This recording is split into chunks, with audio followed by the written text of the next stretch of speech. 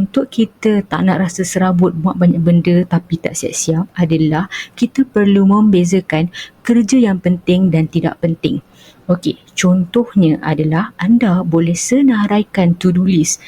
Kita selalu dengarkan setiap hari kita nak buat macam-macam benda kita nak buat kan. So, kita buatlah to-do list.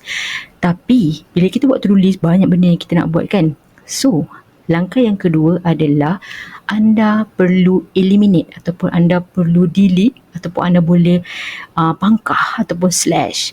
Okay, slash perkara yang anda rasa ini tak urgent lah, ini tak penting lah untuk anda buat pada waktu tu.